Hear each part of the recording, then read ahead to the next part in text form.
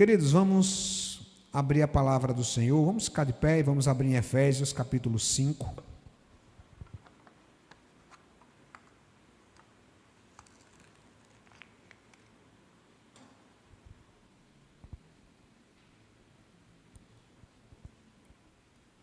Efésios capítulo 5, nós vamos ler do 1 ao 17 e estaremos dando sequência à mensagem da semana passada, justamente que foi Filhos da Luz, a parte 1, e agora iremos ver Filhos da Luz, parte 2. Então, Efésios capítulo 5,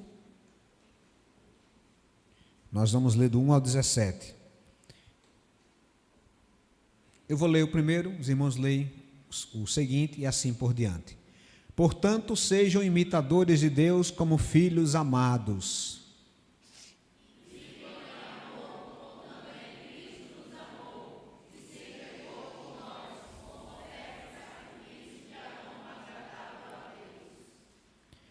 Entre vocês não deve haver nem sequer menção de imoralidade sexual, nem de nenhuma espécie de impureza ou de cobiça, pois essas coisas não serão próprias para os santos.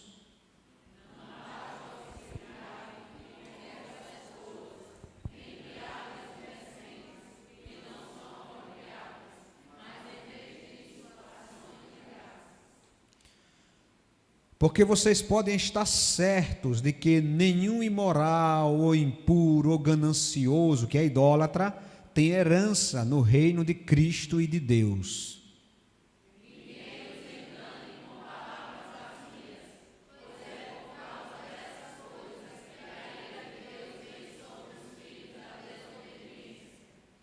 Portanto, não se associem com eles.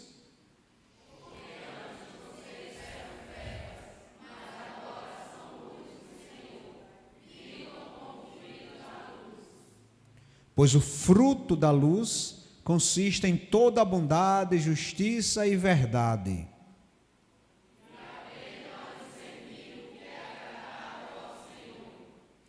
Não participem das obras infrutíferas das trevas, antes exponham-nas à luz.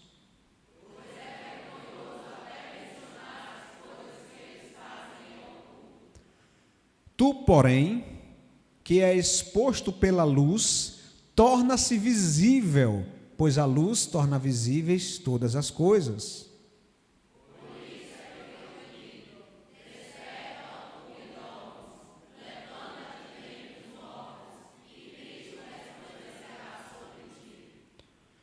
Tenham cuidado com a sua maneira de viver, que não sejam como insensatos, mas como sábios.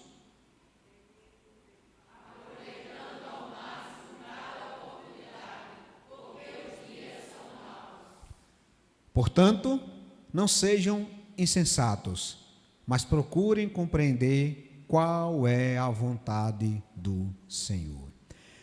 Pai, aqui estamos para te adorar, para te louvar e para buscarmos compreender qual é a tua vontade para as nossas vidas.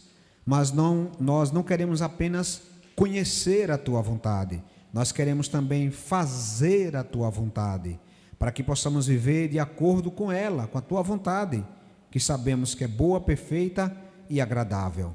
Então desperta-nos, Pai Santo, nesta noite, desperta-nos para que possamos viver a vida que o Senhor quer que vivamos. Desperta os adolescentes, desperta os jovens, desperta os adultos, desperta os idosos, desperta os casais, desperta aqueles que estão namorando, desperta aqueles que estão no mercado de trabalho, desperta as donas de casa, desperta aqueles que estão com seus dons e talentos, ó Deus, colocados debaixo da terra, enterrados. Desperta a tua igreja para vivermos a tua vontade, porque a tua vontade é boa, porque o Senhor é santo, Pai amoroso, cheio de compaixão e de misericórdia, e os teus planos para nós, Pai, são os melhores. Por isso, desperta-nos para o louvor da tua glória, em nome de Jesus. Amém. Pode sentar.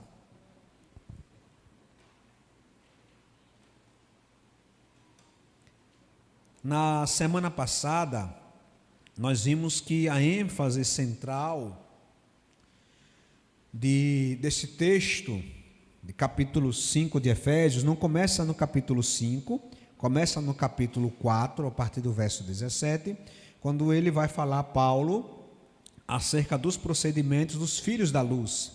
E aí nós vimos que o texto, o versículo essencial, está ali em Efésios 5:8, que diz que nós éramos trevas, não somos mais.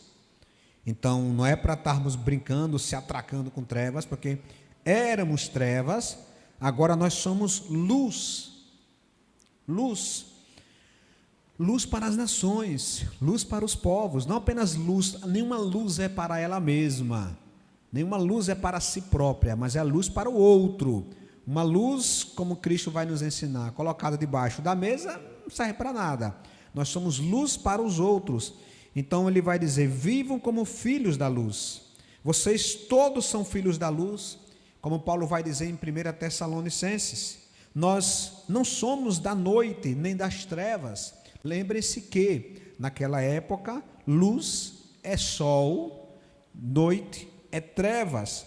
E nós vimos que o que Paulo objetiva ao ensinar, ao colocar esse texto, é fazer com que a gente viva de uma maneira que possa iluminar as pessoas, que elas vejam em nós a luz de Cristo, porque nós não temos luz própria. A luz que nós temos é como a luz do sol. Lembra? O sol bate na lua e a lua bate na terra. Nós somos como a luz da lua. A luz do sol é de Jesus, que brilha através de nós. E nós vimos ainda, meus irmãos, que, segundo o apóstolo Paulo, os que não vivem na luz têm características bem identificáveis. São pessoas que têm pensamentos fúteis, entendimento obscurecido, são separados da vida de Deus, possuem uma ignorância espiritual, a despeito de muitos terem um conhecimento deste mundo muito bom. São pessoas que têm um coração endurecido, apesar das evidências, apesar de muitas orações, de muitas pessoas que chegam até ela apresentando o Evangelho, elas continuam com o coração endurecido. Quantas pessoas, as irmãs oram, no culto de oração é a mesma coisa, ore por fulano, ore por meu marido, ore por meu tio, ore por meu pai. O homem com 95 anos de idade, o coração já está duro, virando poeira, mas não conhece, não reconhece Jesus Cristo como Senhor e Salvador, são insensíveis em relação às coisas de Deus. Segundo o próprio texto, o Espírito Santo, são depravados, são impuros e não são filhos de Deus. E aí você pergunta, mas pastor, eu conheço pessoas que não são cristãs e que são lindas, maravilhosas, cheirosas, vivem com perfume de boticário, pessoas chiques, de cachecol no pescoço, bem educada. Sim, meu querido, precisamos compreender, como nós vimos, só vou revisar, que as pessoas, elas cumprem papéis que Deus mandou. E nós vimos que há 3 mandatos que Deus deu à humanidade, que é o primeiro mandato é o social, que é crescer e multiplicar, multiplicai-vos, que é viver em sociedade, que é estar em família, não é viver isolado. E tem gente que vive isso muito bem, tem gente que é mal, mas pisa no calo de um filho, pisa no calo de um tio, mata e morre por essa família, mas não é cristão. Mas mandato social, ele cumpre o mandato social. Vimos que tem um mandato cultural, que é a melhor expressão do nosso tempo, são pessoas educadas, finos, prêmio Nobel de Medicina. Lembre-se, todo bem que o homem faz, mesmo sendo ele mau, provém de Deus. Todo bem provém de Deus, mesmo oriundo de Nabucodonosor, oriundo de líderes, pessoas que não reconhecem Cristo como Senhor e Salvador. Então você fala, mas ele é um médico maravilhoso, ele se doa. A pergunta é, ele conhece Jesus Cristo? Quando Deus criou o homem, criou para se relacionar com o outro, criou para fazer a diferença na terra, mas sobretudo criou para se relacionar com ele. Logo, quando o homem não se encontra com Jesus, não se encontra com Deus, ele perde ele se perde naquele que é o principal mandato que Deus deu ao homem, que é o mandato espiritual, que é ele conhecer a Cristo, que é ele exaltar a Deus. Nas palavras de Jesus, como nós vimos, que adianta o homem ter o mandato social, ter o mandato cultural e não ter o mandato espiritual. Que adianta o homem ganhar o mundo inteiro, ser inteligente, ter dinheiro, ter feito orfanatos, coisas boas dentro do mandato cultural. Mas o que adianta a esse homem, a esta mulher, fazer tudo isso e não ter encontrado com Jesus? O que adianta o homem ganhar o mundo inteiro e perder a sua alma? E é nesse sentido que Paulo quer que eu e você nos saiamos. Nós precisamos compreender, meus irmãos, que nossa missão aqui na terra não é só o mandato social e cultural. Por vezes uma mãe olha para um filho e fala: esse meu filho, se ele for engenheiro acho que hoje mais não, mas se ele for, desculpa, engenheiro não, se ele for médico, eu vou estar super satisfeita. Não deve ser assim, não deve ser assim.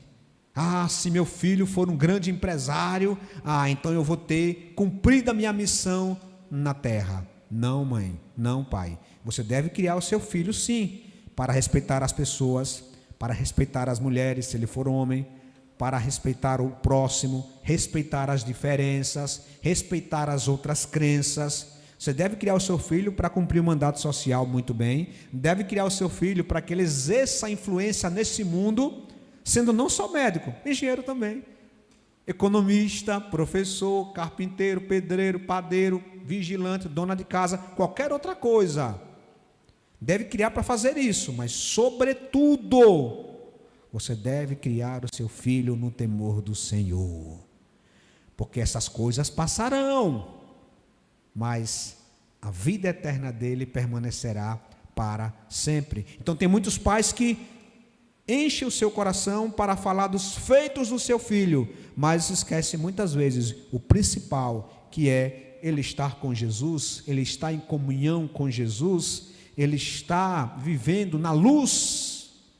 E então Paulo agora continua, meus irmãos, nesses conselhos de como vivermos na luz, e ele diz: queridos, vocês são da luz, logo vivam. Primeiro ele vai dizer: vivam em amor. Olha o versículo 1, vamos ao texto bíblico. Ele diz: portanto, ele está aqui, meus irmãos, concluindo aquilo que ele começou a falar em Efésios capítulo 4. Quando ele diz portanto, ele está concluindo o raciocínio. Qual é o raciocínio? Que devemos viver como filhos da luz, devemos evitar ira, gritaria, mentira, não dar lugar ao diabo, tudo aquilo que nós vimos na semana passada. Ele diz: portanto, sejam imitadores de Deus, como filhos amados, e vivam em amor, como também Cristo nos amou e se entregou por nós, como oferta e sacrifício de aroma agradável a Deus. Como entender isso aqui? Quem é a sua maior influência no mundo? Naturalmente serão aquelas pessoas que nós conhecemos. Se você tiver a alegria de ter alguém próximo, um pai crente, uma mãe crente, que vive em santidade, essas pessoas serão para vocês boas referências de que você deve olhar. Mas em geral, nós muitas vezes olhamos para artistas, para atores de novela, atores de série, de influenciadores digitais. A gente olha para essa turma e a gente vê, quando a gente vê uma dessa turma na sua casa, um influenciador digital, um cantor, quando aquele cantor mostra o seu estilo de vida, muitas pessoas querem imitar esse estilo de vida. Aí Paulo vai dizer: sejam imitadores de Deus. Como é que eu posso imitar Deus? A partir daquilo que Deus revelou nas Escrituras, a partir da vida de Jesus Cristo e a partir da vida dos filhos da luz. Os irmãos estão percebendo como é importante vivermos como filhos da luz? Porque eu não posso dizer para uma criança dessa daqui, dizendo: olha, crianças, vivam imitando a Deus. Como assim eu vou imitar a Deus? Paulo vai dizer: sejam meus imitadores, como eu sou de Cristo. Essas crianças, os adolescentes, os jovens, a população, elas precisam de referenciais. A gente criou uma saidinha para essas coisas. A gente às vezes erra, aí lá o cristão adulto, 30 anos de crente, já podendo ser uma pessoa que poderia influenciar positivamente com as suas ações. A esse camarada, essa pessoa não está madura espiritual, só fica dando ratada. Aí alguém chega e diz: rapaz, você está errando feio com isso, você faz isso, isso é muito feio, eu observava tanto sua vida. Aí ela se vira para ele e diz: meu querido, não me imite não, imite Deus. Para de querer imitar as pessoas, imite Deus. Isso ela diz para se esquivar da responsabilidade de ser sal da terra e luz do mundo. Como é que eu posso imitar Deus? Deus habita em luz inacessível, então eu tenho que imitar Jesus. Só que Jesus Cristo, eu não sei como é Jesus casado. Como ver uma pessoa, como seria Jesus casado? Eu não tenho, mas eu tenho os filhos da luz que são casados. E eu posso olhar para a vida dos filhos da luz que são casados. Eu, sendo recém-casado, eu devo olhar para os filhos da luz que já são casados há muito tempo. Eu tenho que olhar para eles e eu ver neles um Jesus casado, um Jesus que trabalha, um Jesus que atua em diversas áreas da sociedade. Mas para que a gente possa, meus irmãos, sermos esta pessoa que se desenvolve para ser um embaixador de Deus, para ser o embaixador de Deus na terra, nós precisamos exercer definitivamente o amor. Ninguém crescerá sem amor. Ninguém florescerá como filho da luz se não exercitar o amor. Por isso que ele vai dizer: vivam em amor. E o que é amar? É se entregar. Amar é renunciar. Amar é não querer estar certo toda hora. Amar é você saber sair. Amar, meus irmãos, é perder para ganhar. Uma mãe sabe muito bem disso. Uma mãe sabe o que é amar. Quantas vezes as mães deixam de ter para dar ao filho? Deixa de comprar uma coisa para ela, para o bem do filho. Em uma comida, se a mãe fizer aquela galinha e de repente os pedaços não foram dos melhores, a coxa não vai ser daquela mãe, vai ser do caçula, que geralmente é o mais ousado. E a mãe então, ela ama. E ela ama como? Cedendo, perdoando. Precisamos compreender, queridos, que se você não perdoa, que se você não está disposto a perder, você não crescerá. E você vai ser sempre uma pessoa que se esquivará. Você não quer ser exposto à luz. Porque, meus irmãos, sabe qual é a ideia? Nós vamos ver aqui na frente. A ideia é o seguinte: você não é cristão? Então você não tem medo da luz, não. Não tem medo da luz, não? Não. Pode entrar no meu computador. Será que os cristãos podem dizer isso? Pode acessar o meu computador. Pode acessar o meu celular. Meus irmãos, tem marido cujas mulheres não têm acesso ao celular para vergonha alheia. As mulheres não podem acessar. E marido, o que é isso? Uma senha? Não, é porque tem negócios, tem, sabe, coisas aí. Que coisas aí, meu querido? Expõe a luz. Quem está na luz não tem medo das trevas, não tem medo de que alguém venha olhar e dizer: eu vou observar. Mas a gente não vive assim. A gente vive com medo. Casais que escondem. Um não sabe nem às vezes o que o outro ganha. É tudo muito, sabe, escondido. É tudo tratado com muitas coisas. Meus queridos, nós somos da luz. É para outras pessoas olharem para nós e dizer: vem cá, como é ser casado? como é um filho da luz casado com uma filha da luz. Sai faísca. Não, não é para ser assim. Você não sabe, a luz com luz é psh, psh. Não, não está correto. É para a gente ser, meu irmão, e é isso que Paulo está querendo dizer, e Cristo falou, é para que a gente possa expressar essa luz de Deus. Não é perfeição, não é perfeição, e Cristo sabe disso, mas é um esforço para vivermos uma vida em que as pessoas olhem para nós e vejam que a gente vê uma vida de entrega. Olha o que é o amor, se entregou por nós como oferta e sacrifício de aroma agradável a Deus. Quer crescer? Ame. Quer amar? Perdoe. Saiba ceder. Saiba caminhar a segunda milha. Se alguém lhe pede a capa, dê-lhe também a túnica.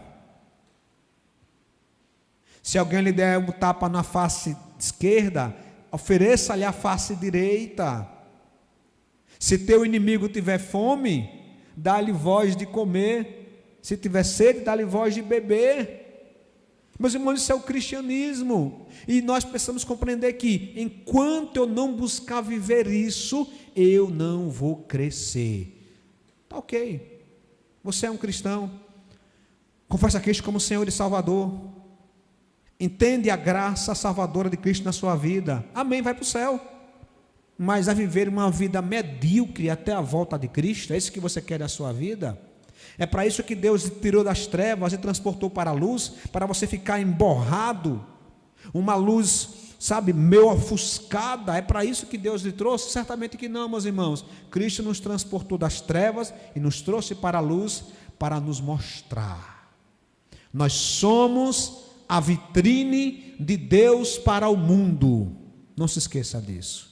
Nós somos a vitrine de Deus para o mundo, e o diabo sabe disso, por isso que ele se atenta contra a igreja, por isso que ele tenta macular a igreja, por isso que ele tenta fazer com que a vitrine fique suja, que os filhos da luz entristeçam o Espírito Santo, porque era o nosso papel, e é o nosso papel, mostrar ao mundo a luz de Cristo.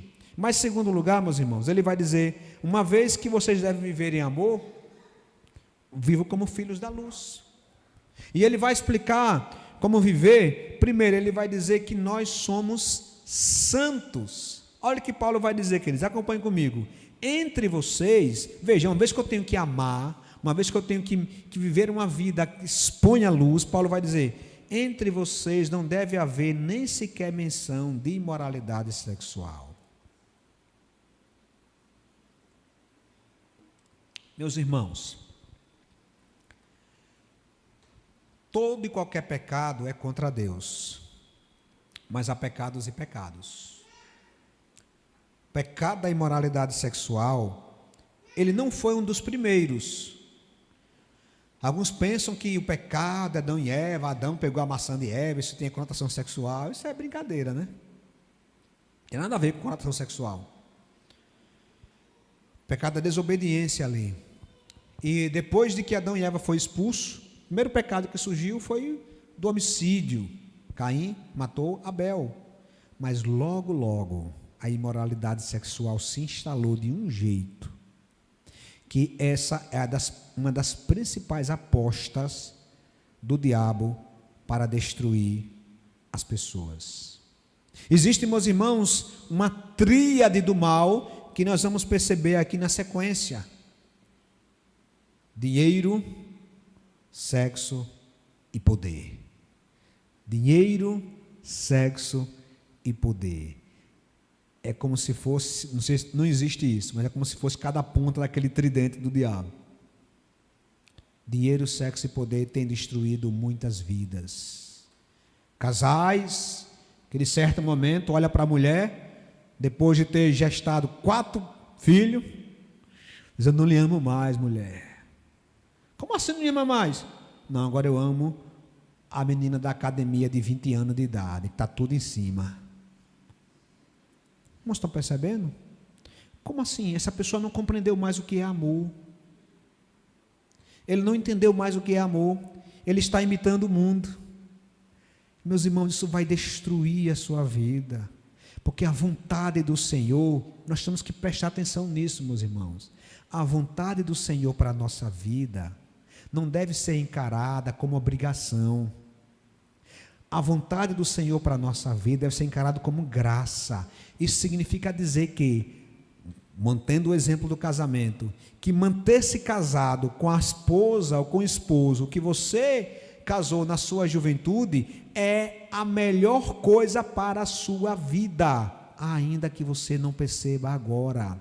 Mas isso você só vai conseguir se você mudar o pensamento, como nós vimos na semana passada. É preciso haver uma transformação na mentalidade. Se você pegar a mentalidade do mundo, a mentalidade do mundo é trocar uma de 40 por 2 de 20. Mas se você compreender, aí você vai caçar. Cadê? Eu quero exemplo. Aí você vai ter exemplo. Olha só que legal. Aí você vai ter exemplo de homens e mulheres que estão casados há muito tempo. Quem aqui está casado há mais de 40 anos? Olha lá, quantas pessoas. Há mais de 50. Olha aí. Muitas pessoas que já estão casadas. Você vai dizer, minha irmã, como é? Ah, pastor, é muita luta, é verdade. Mas são pessoas que conseguem dizer, olha, eu não trocaria.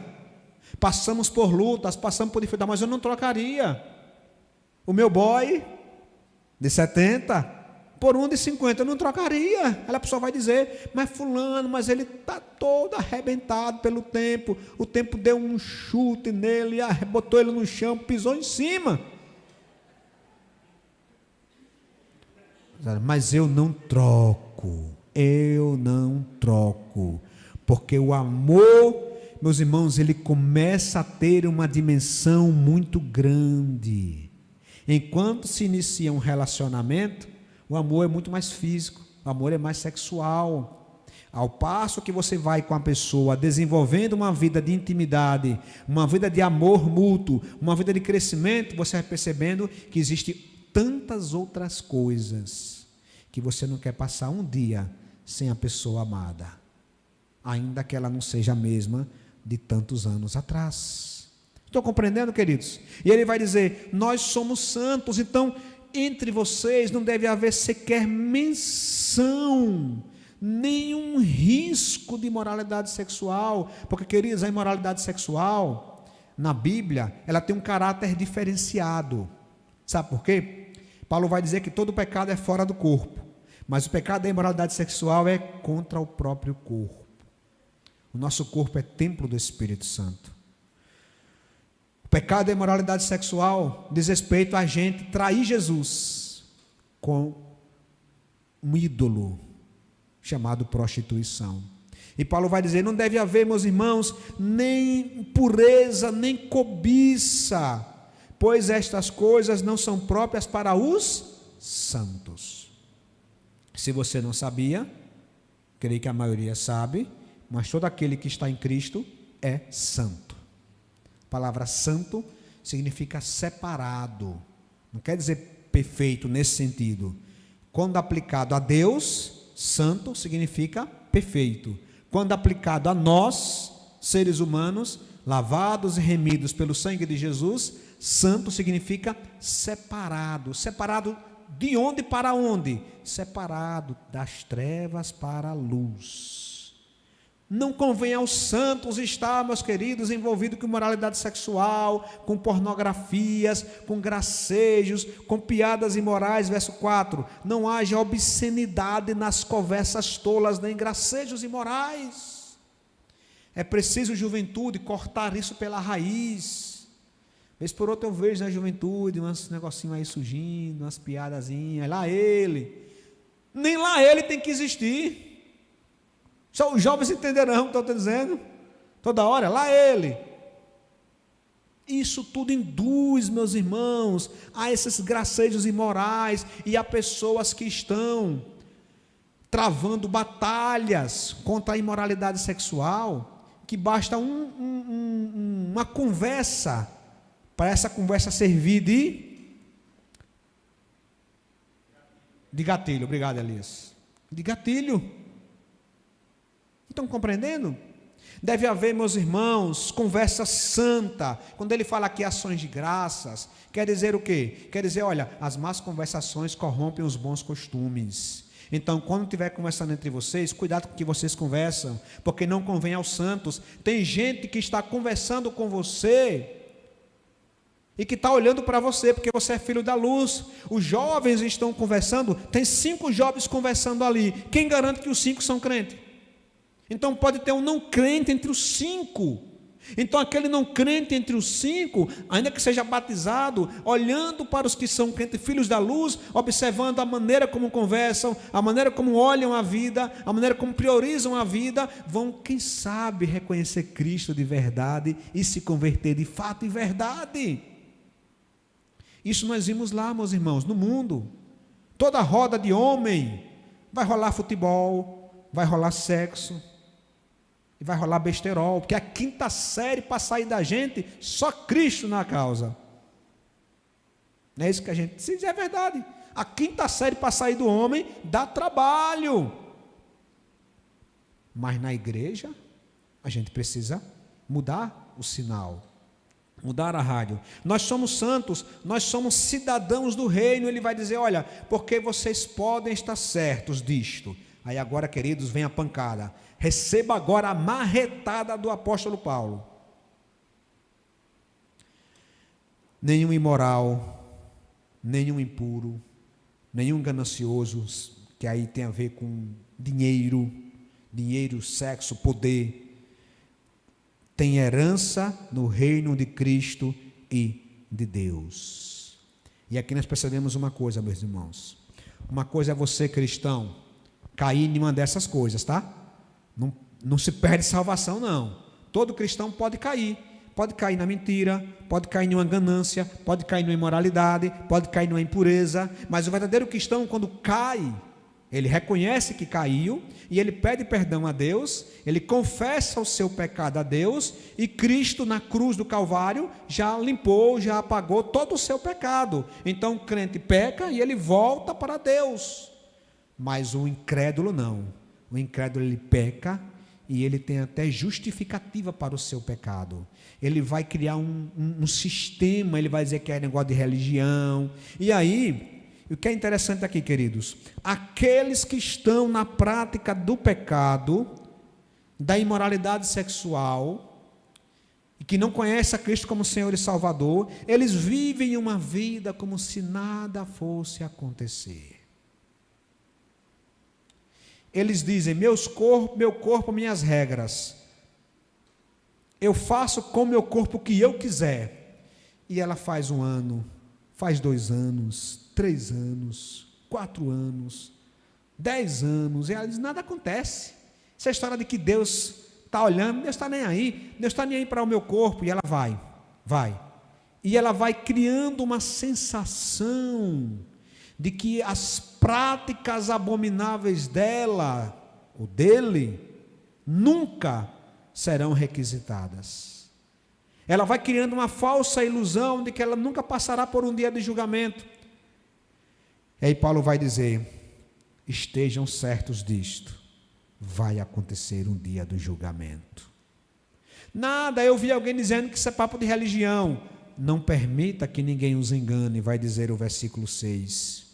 Que ninguém os engane com palavras tolas, porque, meus irmãos, uma das estratégias do inimigo é transformar o castigo de Deus em nada. Ele fez isso lá no Jardim do Éden. Ele chegou para Eva e disse, Eva, viu que frutão?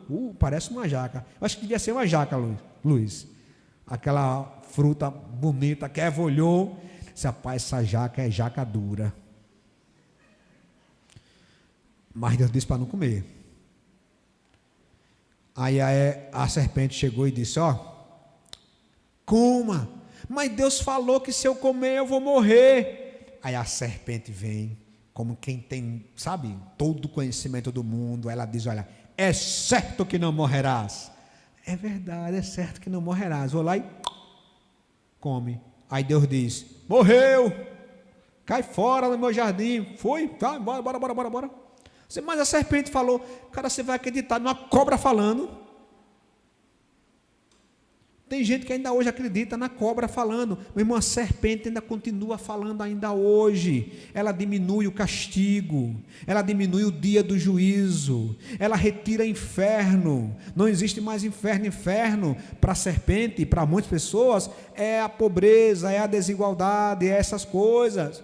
E ela vai retirando essas coisas, ela vai tornando a vida ou o pecado palatável. E aí os nossos jovens namorados vivem como se fossem casados. A serpente dizendo: que nada, rapaz, curta a sua vida aí, Deus está nem para a sua vida. Oxe, viva como você quiser. É mesmo, né? Esse é papo de religião, povo fundamentalista, conservador. Viva a sua vida, mulher. Mas eu não sou casada com ele. E daí? O importante é amar. Aí o povo cai nessa.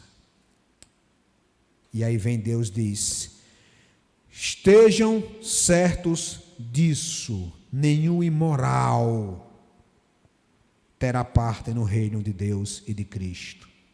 Se você não sabia, fique sabendo, há um reino. Há um reino. E neste reino há um rei. E neste reino há habitantes, cidadãos do reino. E só entra nesse reino aquele que está escrito no livro do rei. Isso é pela graça de Deus e pela sua misericórdia. Então, queridos, ele vai dizer que ninguém lhe engane. Por quê, meus irmãos? É por causa dessas coisas que a ira de Deus vem sobre quem? Sobre quem? O mundo, lembra que eu falei? O mundo torna o pecado palatável. O mundo pega a fruta do jardim do Éden e diz: olha, ela é linda, ela é bonita. Se é bom, por que é pecado? Se é bom, por que é pecado? E aí, Cristo diz por meio do apóstolo Paulo: olha, cuidado. Enquanto o mundo ameniza, torna palatável o pecado, a ira de Deus é certa. Agora eu pergunto a vocês, queridos, vamos ser sinceros. Onde é que se fala sobre ira de Deus? Onde é que a gente ouve falar sobre ira de Deus? As pessoas lá fora não falam sobre a ira de Deus. Para elas, Deus é uma avó. Desculpe as avós. Que tem vó aqui que eu sei que é braba, no bom sentido, né? Mas para muitas pessoas Deus é uma avó, em que o filho faz o que quer, e a avó diz: não, deixa o menino, não, vale menino. E aí a gente fala: mas fulano, vem cá, ô doutor honoris causa, e a ira de Deus? Ira de Deus? Não, ira de Deus é invenção do cristianismo ocidental, judaico-cristão. Ira de Deus é a invenção do patriarcado judaico-cristão. Mas você vai inventar. Mas, queridos, Deus não é gente como a gente. Para a gente, quando a gente ama, a gente não tem ira. Quando a gente tem ira, a gente não ama. Deus, ele é santo, santo, santo, e o seu amor convive plenamente com a sua ira. E a ira de Deus, ela é real. Mas eu não consigo ver a ira de Deus. Olha, eu vivo na impureza, eu durmo com minha namorada, eu sou uma pessoa impura, eu sou gananciosa, tudo que eu faço é por dinheiro, eu primeiro, em segundo lugar eu, em terceiro lugar eu, e eu vivo muito bem, eu vivo tranquilamente, eu tenho uma casa de aluguel, eu tenho um carro bom. Que ira de Deus que nada. Meu querido, se você ainda não foi alvo da ira de Deus, dê graças a Ele. Ele está aguardando pacientemente pela sua conversão, seu tonto. Ele está aguardando que você reconheça o seu pecado e arrependa-se e volte-se para Ele, porque no dia que Ele disser o seu nome, acabou. Quando Deus lhe chamar na chamada celestial dele, acabou. E tem pessoas que vivem, meus irmãos. Eu vi um cara falando agora na academia, dizendo: olha, para cada dia que você malha, você ganha 4 dias de vida. Veja, a gente tem que malhar, a gente tem que fazer essas coisas, né, Gabriel? A gente tem que trabalhar essa parte do corpo, tem que trabalhar, isso é importante, a gente tem que fazer a nossa parte. Mas, meus irmãos, ninguém poderá acrescentar um côvado, 44 centímetros, um côvado é a distância daqui para aqui, ninguém pode acrescentar, segundo Jesus, 44 centímetros à sua vida. Você pode ser um marombado, mas aí na hora da marombar veio a história, puf, Deus lhe chamou. Você, mas rapaz, eu estava malhando com whey, creatina, com ovos cozidos, exercício, fazendo cardio, aí pum, estoura a veia do coração, que não deu nem tempo de cair, já morreu no caminho. Deus lhe chamou, querido, Deus lhe chamou, percebe? E aí, meus irmãos, se você não reconheceu isso, a ira de Deus vem, a ira de Deus vem. Aí você pergunta: será que Deus mente? Não. Será que Deus é fiel para cumprir o que Ele disse que vai fazer? É. Então a ira de Deus vem, mas vem sobre você? Não, vem sobre os filhos da desobediência. Nós somos filhos da luz. Então sobre você, meu irmão, não vem a ira de Deus, sobre você vem um abraço de Jesus Cristo, vem um afago de Jesus Cristo. Vem para cá, meu filho, sei que você era bravo, você é um touro selvagem, mas você conhece, você buscou viver uma vida em conformidade com a palavra, vem cá para lhe dar um abraço. Agora, sobre os filhos da desobediência, a ira de Deus vem. Por isso, meus irmãos, Paulo continua: nós somos luz, portanto não participem com eles, não imitem o mundo, não façam as obras do mundo, não ecoem o mundo, porque outrora vocês eram trevas, mas agora são luz no Senhor. Vivam como filhos da luz, pois o fruto da luz consiste em bondade, justiça e verdade, e aprendam a discernir o que é agradável ao Senhor. Ao invés de imitarmos as obras da carne, devemos perguntar: Senhor, eu estou vivendo em conformidade com a Tua vontade? Senhor, essa minha vida é da Tua vontade? Senhor, esse meu casamento tem sido da Sua vontade? Tenho vivido como o Senhor quer? Senhor, esse meu namoro, eu estou namorando para a glória do Senhor? Senhor, esse meu trabalho, eu estou trabalhando para a glória do Senhor? Eu tenho que procurar viver para agradar a Deus e não para agradar a mim mesmo, porque ou você morre para este mundo e vive para Cristo, ou o contrário, você vive para esse mundo e morre para Cristo. E aí, se você morre para esse mundo, você vai viver, porque nós somos vida. Ele vai dizer: não participem das obras infrutíferas das trevas, antes exponham-nas à luz. Ele vai dizer: olha, não basta você não fazer o que é errado, mas se posicione. Se posicione, diz: olha, eu não concordo com isso. Exponha na luz, dizendo: olha, nossa igreja, nós somos contra isso, nós não concordamos com esta prática, percebe? E ele vai dizer: porque aquilo que eles fazem em oculto, até o mencionar é vergonhoso. Ei, crente, o que é que você está fazendo em oculto, hein? Uma das maneiras, meus irmãos, da gente olhar a nossa santidade é perguntar: se a minha vida oculta fosse exposta à luz. Não é: eita pastor, aí vai ver eu mexendo no nariz. Não, essas coisas não. Essas coisas não. Mexendo no nariz escondido. Não, não é isso não.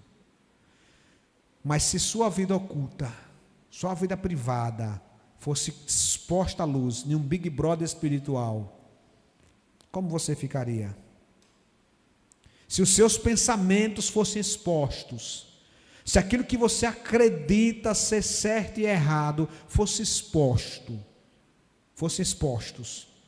será que você seria aprovado? Será que as pessoas veriam você como filho da luz ou como filho das trevas? Você concorda com tudo que os seus colegas e amigos não cristãos concordam? Tem uma coisa de errado. Tem uma coisa de errado. Não tem como eu concordar em termos de valores, valores de mundo, de família. Não tem como eu concordar com todas as pessoas que vivem ao meu redor e que não são filhos da luz. Não tem alguma coisa errada. Porque a visão de mundo dessas pessoas que ainda não conhecem a Cristo, que ainda estão nas trevas, lembre, nós estávamos nas trevas, mas somos transportados. Então, os que ainda não confessaram a Cristo, ainda estão nas trevas. Se eles estão nas trevas, eles não enxergam a vontade de Deus, não enxergam as coisas de Deus. Por isso ele vai dizer, tudo que é exposto pela luz torna-se visível, pois a luz torna visíveis todas as coisas. Por isso aqui foi dito, desperta, ó tu que dormes. Paulo aqui está citando, meus irmãos, não é desperta Débora aí, está citando aqui um hino que era muito usado no início da igreja, para falar sobre esse despertamento espiritual. Era, desperta, ó tu que dormes, levanta-te dentre os mortos, e Cristo resplandecerá sobre você. Mas em terceiro lugar, meus irmãos, Paulo vai dizer para vivermos em sabedoria, vivermos em amor, que ele vai estar dizendo claramente, para a gente viver como filhos da luz. Então, viver em amor, viver como filhos da luz e viver em sabedoria. Agora aqui é a questão prática.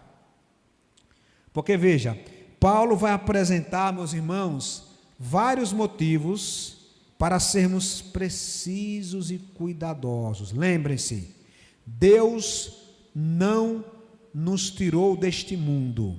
Ele nos tirou das trevas e nos deixou neste mundo para vivermos como filhos da luz, para iluminarmos no meio das trevas. Logo eu e você precisamos, meus irmãos, sermos cautelosos na maneira como nós vivemos. Por quê? Primeiro, porque ser cauteloso é um sinal de sabedoria. Ele vai dizer, tenham cuidado. Tenham cuidado com a maneira em que vocês vivem. Como é que você está vivendo, meu irmão? Vivendo no piloto automático? Como é que está a sua vida, as suas prioridades, seus objetivos de vida? Não sejam como insensatos, mas como sábios. Várias portas se abrem para nós. Qual devemos abrir? Devemos então tomar cuidado que porta nós abrimos, porque você pode abrir uma porta e passar por ela, isso ser uma coisa ruim para a sua vida. E aí Paulo vai dizer, olha, eu preciso viver, tomar cuidado com a maneira como eu vivo. Por quê? Porque, meus irmãos, também a vida é curta. E ele diz, aproveite ao máximo cada oportunidade. Cada oportunidade para quê? Para viver a vontade de Deus na minha vida. Meus irmãos, a vida é curta.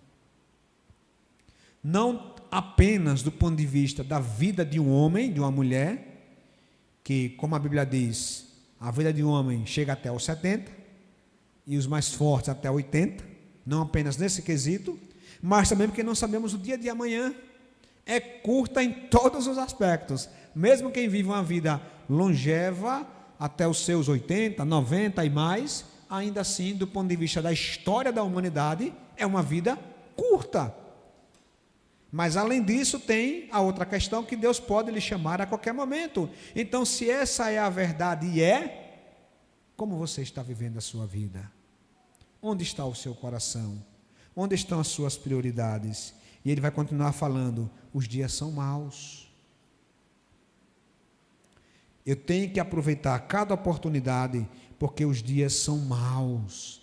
O que os dias são maus? Meus irmãos, olha, tem muitas pessoas que têm dons e talentos maravilhosos. Poderiam exercer influência como filhos da luz em diversos lugares, mas elas são pessoas que estão obscurecidas por tantas outras coisas. E elas deixam de atuar naquilo que Deus a chamou. E ela fala, mais para frente eu vou, mais para frente eu vou. Os dias são maus, meus irmãos. No próprio processo natural de envelhecimento, você vai querer fazer coisas que você não vai mais conseguir fazer. Rapaz, eu queria tanto fazer isso, não tenho mais. porque é artrite, é artrose, é não sei das quantas, é bico de papagaio, muita coisa acontece. Então deixar para fazer o que você deseja, seus sonhos e projetos, e para o Senhor, em um momento distante da vida, não faça isso. Os dias são maus. Os dias são maus também, meus irmãos, do ponto de vista da humanidade. A humanidade está morrendo no maligno. O mundo jaz no maligno. É como se fosse uma lápide. Deus olha para o mundo e fala: aqui está enterrado o planeta Terra. Ou aqui está enterrada a humanidade, enterrada em seus valores, morta em seus valores, morta em seus princípios. Por isso que os reformadores vão dizer, eles vão cunhar um termo chamado depravação total. Não é que os homens são totalmente ruins, mas é que a maldade e o pecado entrou totalmente em todas as áreas. Depravação total não é o tamanho da depravação, mas é a extensão dela. É na educação, é na família, é nos princípios, nos valores, nas igrejas, tudo a gente vai ver a depravação. Então os dias são maus e as pessoas precisam de luz. Onde elas vão encontrar esta luz? Quem vai ser luz para essas pessoas? Tem que ser a igreja, meus irmãos. Tem que ser a igreja. E Deus vai nos dar entendimento para isso. Ele vai dizer, portanto, não sejam insensatos. Meus irmãos, há tantos cristãos que são crentes em Jesus Cristo, vão para o céu, mas não estão aproveitando a vida. Fizeram amizades ruins, relacionamentos ruins, atitudes, decisões ruins, perderam coisas, não aproveitam. Pastor, está certo, eu fiz coisa ruim. Aprenda então para não fazer mais. Mas o ruim é que tem pessoas que erram e não aprendem com o erro, e continuam errando,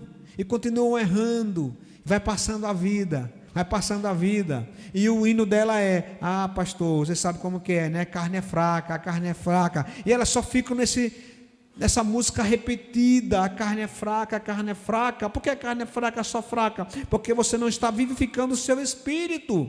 Viva pelo espírito, e de maneira nenhuma satisfarão os desejos da carne. Paulo vai dizer mais na frente aqui em Efésios. Então a gente vê, meus irmãos, que Deus, meus irmãos, Ele tem planos para as nossas vidas, mas somos nós que pela nossa insensatez, pelo nosso pecado, pela nosso estilo de vida, nós deixamos escapar. Vai para o céu, é crente em Jesus, mas vive uma vida fora daquilo que Deus tem para você. Casamentos desfacelados, brigas e mais brigas nos lares. Era isso que Deus tem para você? Claro que não.